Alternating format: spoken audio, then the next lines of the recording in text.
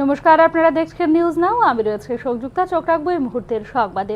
Central board of secondary education বা সিবিএসইর সঙ্গে তাল মিলিয়ে পরীক্ষা নেবার চিন্তা ভাবনা করছে ত্রিপুরা মধ্য শিক্ষা পর্ষদ। এক্ষেত্রে ত্রিপুরা মধ্য শিক্ষা পর্ষদ পরিচালিত 2025 সালের মাধ্যমিক এবং উচ্চ মাধ্যমিক পরীক্ষা মার্চ মাসের পরিবর্তে ফেব্রুয়ারির মাঝামাঝি বা তৃতীয় সপ্তাহে অনুষ্ঠিত করার প্রস্তুতি নিচ্ছে টিবিএসই। মঙ্গলবার আয়োজিত সাংবাদিক সম্মেলনে এমনটাই জানিয়েছেন ত্রিপুরা মধ্য শিক্ষা পর্ষদের সভাপতি ধনঞ্জয় চৌধুরী। মঙ্গলবার ত্রিপুরা মধ্য শিক্ষা পর্ষদের সদর কার্যালয়ে আয়োজিত সাংবাদিক সম্মেলনে বক্তব্য রাখতে গিয়ে 2025 সালের উচ্চ মাধ্যমিক পরীক্ষার বিজ্ঞান বিভাগের প্র্যাকটিক্যাল পরীক্ষা চলতি মাসের 15 নভেম্বর থেকে শুরু হবে বলে জানিয়েছেন ত্রিপুরা মধ্য শিক্ষা পর্ষদ সভাপতি। পরীক্ষা চলবে 5 ডিসেম্বর পর্যন্ত। এডুকেশন পলিসি 2020 চালু হওয়ার পর থেকে বিশেষ করে ত্রিপুরা সারা ভারতবর্ষের প্রত্যেকটা বোর্ড আমরাও চেষ্টা করছি যথাসম্ভব কেন্দ্রীয় যে বোর্ড সিবিএসইর সাথে তাল মিলিয়ে পরীক্ষার ডেটটা একটু এগিয়ে নেওয়ার জন্য।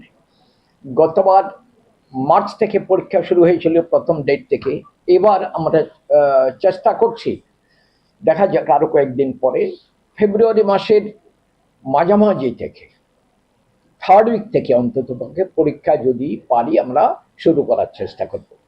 আপনারা যারা গণমাধ্যমের আছেন, আপনাদের বিভিন্ন মাধ্যমের মাধ্যমে মানে পত্রপত্রিকা বা বিভিন্ন খবরের মাধ্যমে একটু চেষ্টা করবেন সারা ত্রিপুরায় এডুকেশন ডিপার্টমেন্ট সেকেন্ডারি এডুকেশন নেশা শক্তির বিরুদ্ধে এক সচেতনতামূলক কর্মশালার আয়োজন করা হয় সোনামুড়া ডাকবাংলোর কনফারেন্স হলে। ভারত সরকারের যুব বিষয়ক ও ক্রীড়া মন্ত্রকের অধীন নেহেরু যুব কেন্দ্র, পশ্চিম ত্রিপুরার আর্থিক সহায়তায় ও অ্যাডভেঞ্চার সোশ্যাল এক্সপিডিশন অর্গানাইজেশনের উদ্যোগে এই কর্মশালার আয়োজন করা হয়। 7 দিন ব্যাপী এই কর্মশালার উদ্বোধন করেন সোনামুড়া নগর পঞ্চায়েতের চেয়ারপারসন সহ অন্যান্যরা। সোনামুড়ায় আয়োজিত ত্রিপুরা অ্যাডভেঞ্চার সোশ্যাল এক্সপিডিশন অর্গানাইজেশনের উদ্যোগে নেশার বিরুদ্ধে সচেতনতামূলক কর্মশালার উদ্বোধন করেন সোনামুড়া নগর পঞ্চায়েতের চেয়ারপারসন শারদা চক্রবর্তী।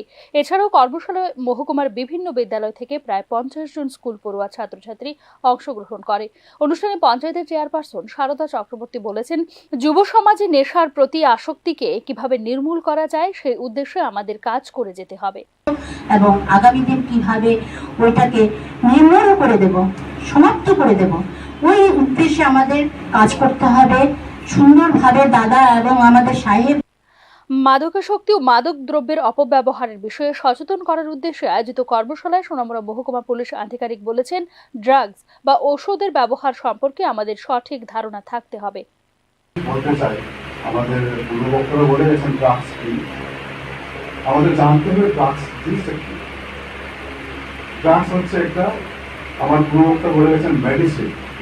ঠিক, মেডিসিন বলতে ড্রাগস কিসের জন্য ইউজ হয়।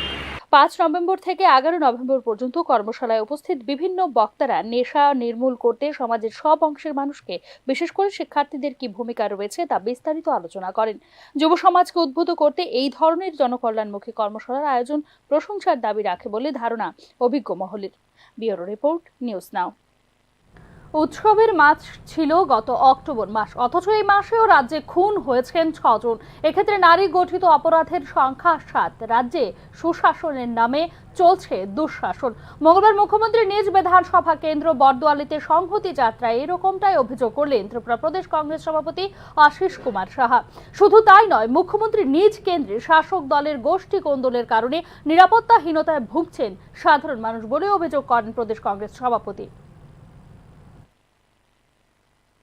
31 অক্টোবর থেকে ইন্দিরাজির প্রয়াণ দিবস এই দিনটিকে সামনে রেখে আগামী 19 নভেম্বর ইন্দিরাজির জন্মজয়ন্তী, এই 20 দিন ব্যাপী সারা রাজ্যে সংহতি পদযাত্রা প্রদেশ কংগ্রেসের পক্ষ থেকে রাজ্যের 7টি ব্লকে 9টি জেলা, সাংগঠনিক জেলা এই উদ্যোগ নিয়ে চলছে। আজকে সদর জেলার 8 টাউন বর্দোয়ালিতে এই পদযাত্রা আমরা শুরু করতে যাচ্ছি।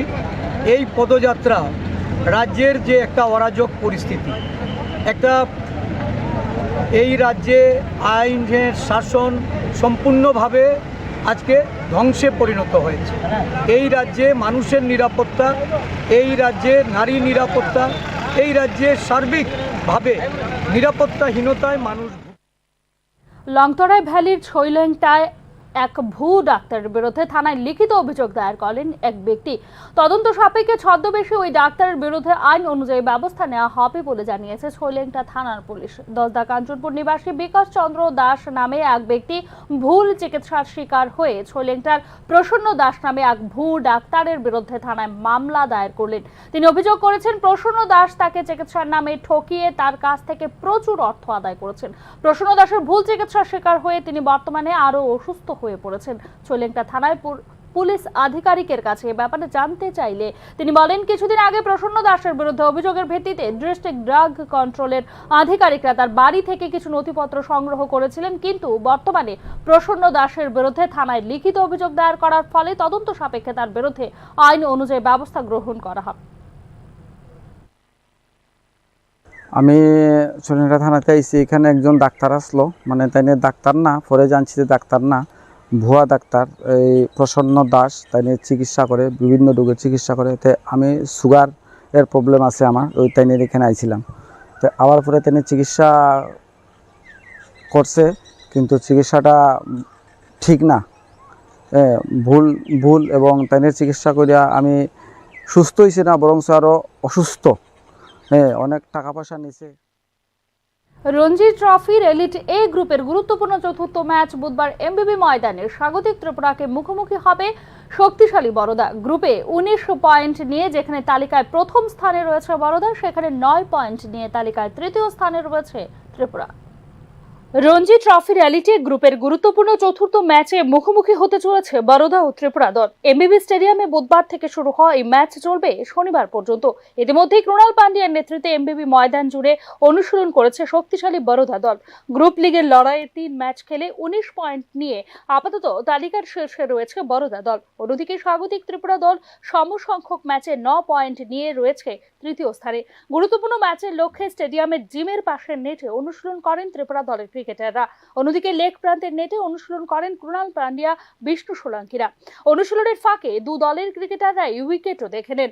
মুম্বাইয়ের মতো ভুল করবে না বড়রা, সেটা কিন্তু বড়দার অনুশীলন দেখেই বোঝা গেছে।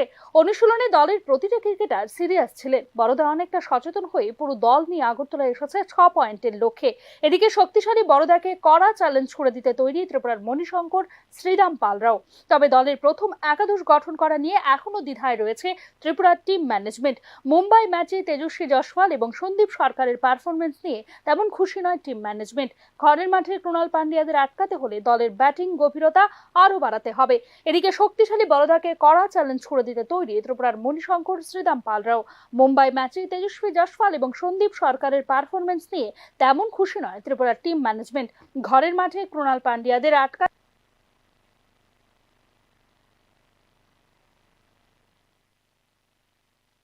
এখনকার মতো সংবাদ এখানেই শেষ করছি। অন্যান্য আপডেটস পেতে চোখ রাখুন নিউজ নাও এর পর্দায়।